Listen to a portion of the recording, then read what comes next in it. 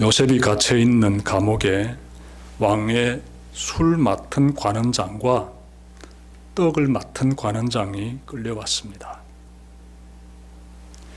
요셉의 하루는 그들의 얼굴을 보니 수심이 가득 차 있었습니다. 이유를 물어보니 지난밤에 꾼 꿈 때문이었습니다. 요셉은 그들에게 해석은 하나님께 있으니 하나님께서 당신들의 꿈을 해석해 줄 것입니다 라고 말합니다. 이에 술을 맡은 관원장이 먼저 입을 열었습니다. 그는 지난밤에 포도나무에 세 가지가 있었고 가지에 싹이 나서 포도송이가 익었고 내 손에 왕의 잔이 있기로 포도를 따서 그 즙을 왕의 잔에 짜서 왕에게 드리는 꿈을 꿨다고 말했습니다. 이 말을 들은 요셉은요, 당신은 3일 후면 풀려나 복직할 것이라고 해석해 주었습니다. 그러면서 이곳에서 풀려나게 되면 왕에게 나의 억울한 사정을 아뢰어 이곳에서 풀려나게 해달라고 부탁했습니다. 옆에서 듣고 있던 떡을 맡은 관원장은 자신의 꿈도 요셉에게 얘기했습니다. 그는 꿈에서 보니 흰떡 세 광주리가 내 머리에 있고 맨 윗 광주리에는 왕을 위하여 만든 각종 구운 음식이 있는데 새들이 그 음식을 먹고 있었다고 말했습니다. 그러자 요셉은 당신은 3일 안에 죽게 될 것입니다 라고 그 꿈을 해석해 주었습니다. 3일 후 요셉의 말대로 술을 맡은 관원장은 감옥에서 풀려나 복직이 되고 떡을 맡은 관원장은 죽임을 당했습니다. 술 맡은 관원장은 요셉의 그 부탁을 까맣게 잊어버렸습니다. 그로부터 2년이 흐릅니다. 어느 날 밤에 애굽의 왕 바로는 이상한 꿈을 2번에 걸쳐 연속으로 꾸게 되었습니다. 첫 번째 꿈은 살찐 7 암소가 나일강에서 올라와 갈밭에서 풀을 뜯어먹고 있는데 흉하고 파리한 7마리의 암소가 나일강에서 올라와 그 살찐 7 암소를 모두 먹어치우는 꿈이었습니다. 끔찍한 장면 앞에 화들짝 깬 왕은 마음을 추스린 후 다시 잠에 듭니다. 그는 또 다른 꿈을 꾸게 되는데 이번에는 한 줄기에서 무성하고 충실한 7 이삭이 나오고 그 후에 또 가늘고 동풍에 마른 7 이삭이 나오더니 무성하고 충실한 7 이삭을 모두 삼켜버리는 것입니다. 왕은 이번에도 놀라 잠에서 깨어납니다. 2번의 꿈으로 왕은 깊은 번민에 빠져버립니다. 그는 애굽의 모든 점술가들과 현인들을 불러들여 자신의 꿈을 해석하라고 지시합니다. 그런데 해석하는 사람이 단 한 명도 없었습니다. 이렇게 되자 술을 맡은 관원장이 뒤늦게나마 요셉을 떠올립니다.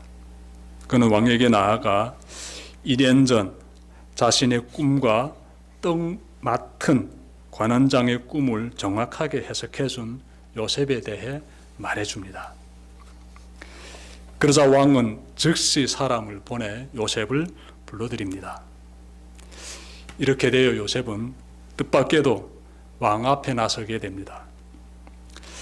왕은 요셉에게 너는 꿈을 잘 해석한다고 하니 내 꿈을 해석하라고 지시합니다. 이에 요셉이 왕에게 이렇게 말합니다. 16절 보시면요. 내가 아니라 하나님께서 바로에게 편안한 대답을 하시리이다. 나에게는 꿈을 해석하는 능력이 없다는 것이지요. 내가 믿는 하나님께서 나에게 가르쳐 주시면 내가 왕에게 전하겠습니다. 그런 의미가 이 속에 담겨져 있지요. 자, 그래서 왕은 요셉에게 자신이 꾼 그 꿈들을 하나하나 전해줍니다. 여러분, 이것은 보통 장면이 아닙니다. 당시 애굽은 강력한 힘을 가진 그러한 왕국이에요. 반면에 요셉이 속한 공동체는 고작 70명 정도로 구성된 가족 공동체입니다. 애굽은 다종교 사회인 반면에 요셉이 속한 가족은 여호와 하나님만을 신으로 섬기는 단일 종교 공동체입니다. 얼핏 보기에 애굽은 다양한 신들의 도움으로 강력한 왕국을 건설한 것 같고, 요셉이 속한 가족 공동체는 능력이 미약한 신을 의지하기 때문에 70명 정도에 불과하다고 생각할 수도 있습니다.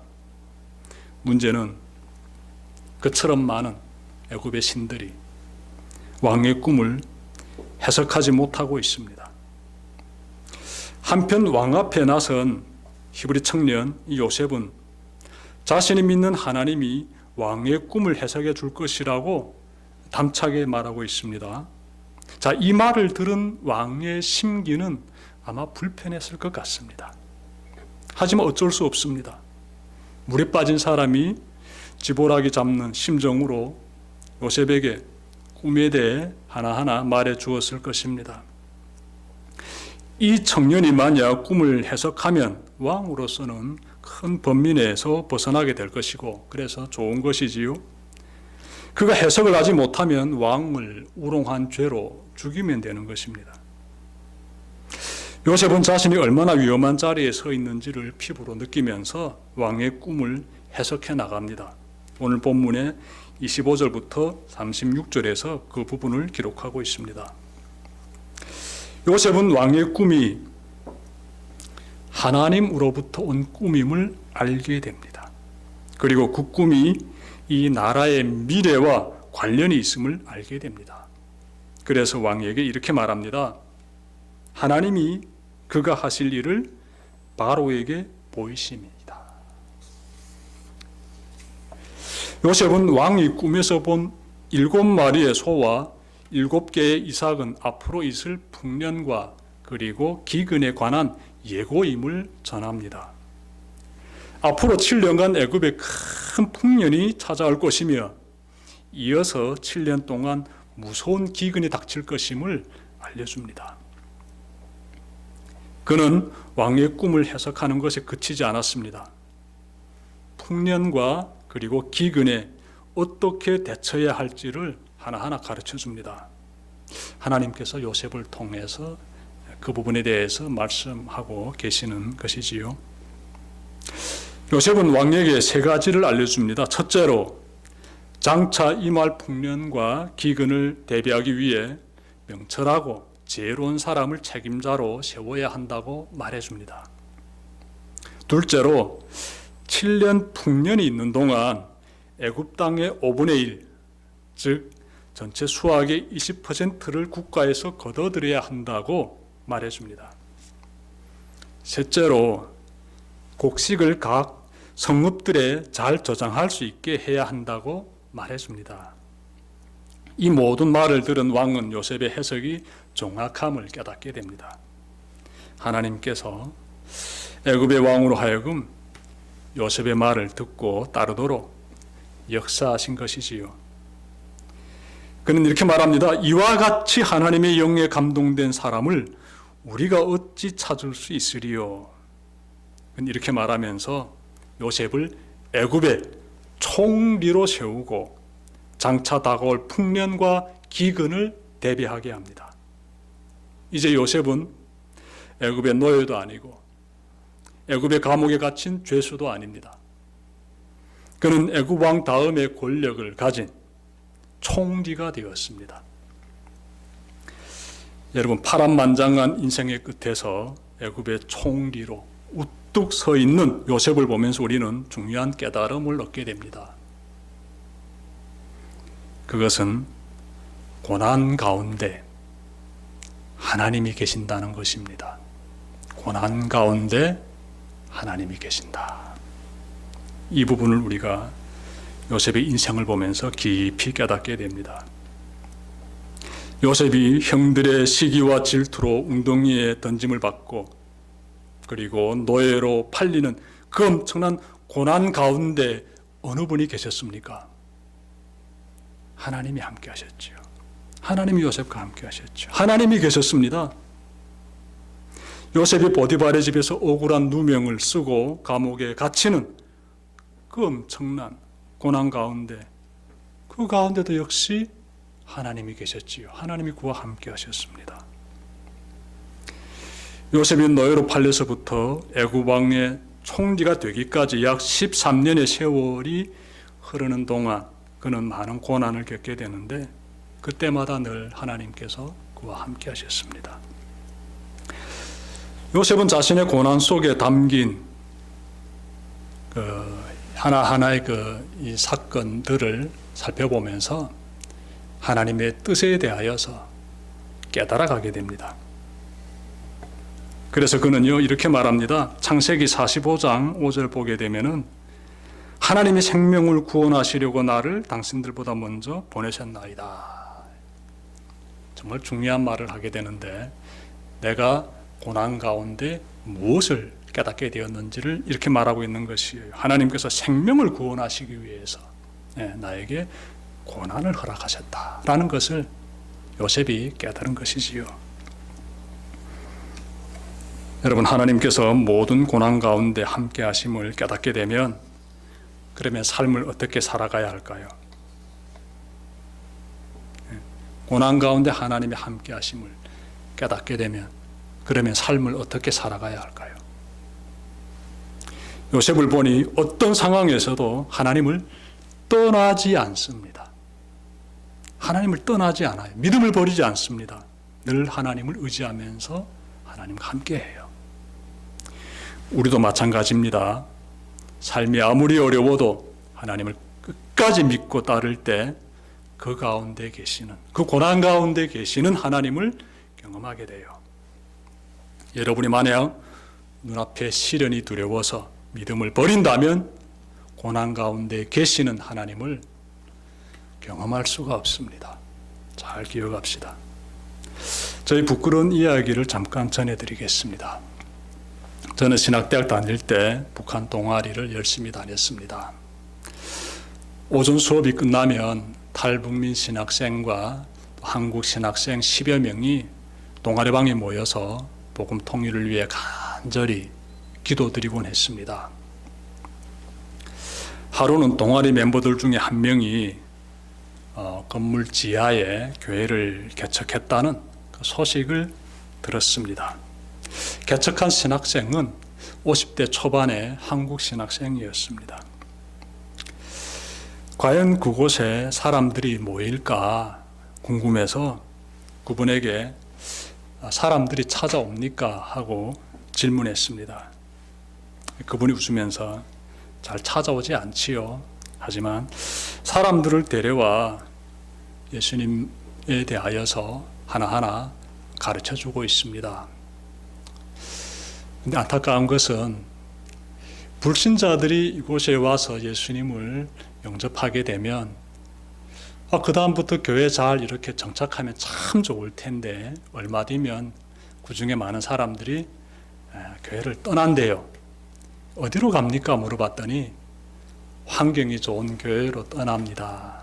라고 이분이 정말 씁쓸하게 웃으면서 말해주던데 지금도 눈에 선합니다. 그분을 보면서 저는 왜 교회를 개척해가지고 이런 고생을 하나 이렇게 이해할 수가 없었습니다. 당시 저는 한국에서 이름만 대면 다 알고 있는 대형교회에 나가고 있었습니다. 이곳은 세상의 그 어떤 풍랑에도 끄떡없는 항공모함 같았습니다. 반면에 서울 도심의 지하와 그리고 상가에 촘촘히 세워져 있는 작은 교회들은 세상의 풍랑에 그 요동치는 가운데서 정말 부평초처럼 떠다니는 그 쪽배 같았습니다. 그래서 안전한 항공모함에 머물러 있어야지 저 위험한 쪽배에 몸을 실으면 안 된다고 늘 생각하곤 했습니다. 다시 말해 교회 개척이란 말만 들어도 무서워했습니다. 그러던 제가 하나님의 부르심에 순종하여 교회를 개척했습니다. 고난이 훤히 보이는 그 길을 향해 걷기 시작했습니다. 그렇게 13년의 세월을 걸어오면서 제가 깨달은 것은 무엇일까요? 고난 가운데 하나님이 계신다는 거예요. 하나님이 계신다. 이것을 저는 여러 번 깨닫고 있습니다. 대성교회는 고난의 순간순간을 이겨낼 때마다 그 가운데서 우리와 함께 계시는 하나님을 경험하곤 합니다. 하나님의 보이지 않는 손길이 없었다면 우리는 오늘의 이 자리까지 걸어올 수가 없습니다. 대성교회는 세상의 거센 풍랑 가운데서 지켜주시고 그리고 인도하시는 그 하나님의 손길을 날마다 경험하며 복음 통일을 향해 걸어가고 있습니다. 우리의 힘찬 여정에서 우리는 복음 통일을 맞이하게 될 것이며 그날에 이르면 요셉처럼 고백할 것입니다.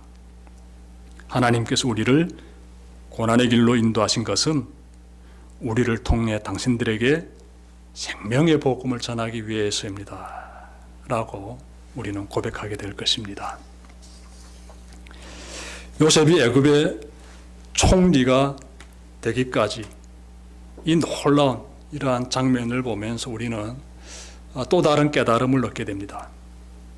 그것은 하나님의 일은 우리가 상상할 수 없다는 것입니다. 결코 상상할 수가 없습니다. 하나님의 일은 우리의 생각을 초월합니다. 단편 예로 요셉이 감옥에서 술을 맡은 그 관원장의 꿈을 해석해주는 그 장면을 다시 떠올려 보십시오.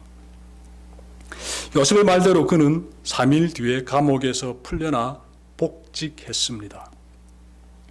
만약 그가 요셉의 부탁을 들어서 왕에게 잘 말함으로써 하여 요셉이 감옥에서 풀려났다고 칩시다.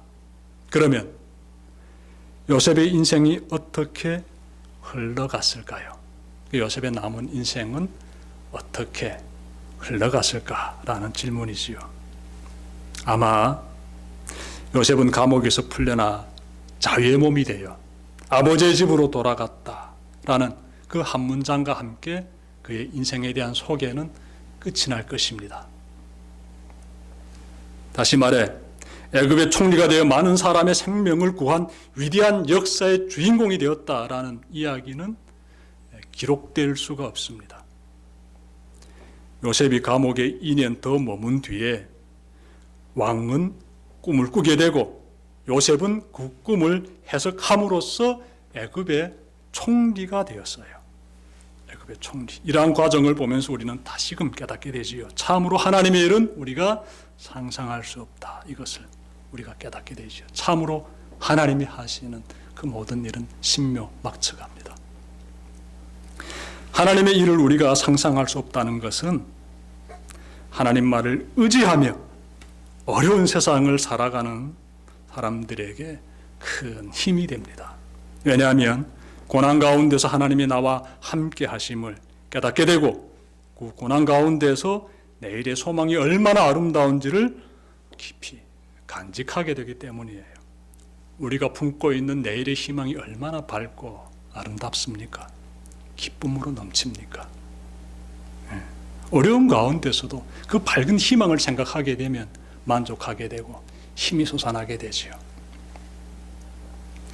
요셉을 고난 중에서 지켜주시고 그 믿음을 들어 사용하시어 애굽의 총리로까지 세우신 하나님은 오늘도 하나님만을 의지하는 여러분을 통해 일하고 계십니다. 하나님은 동일하신 분이에요. 동일하신 분. 그러니 힘을 내어 더욱 예배자의 삶, 성도의 삶을 힘차게 살아내시길 바랍니다. 그 길에서 요셉처럼 하나님의 임재를 깊이 경험하는 여러분들 되시기를 주님의 이름으로 축원합니다. 기도드립시다.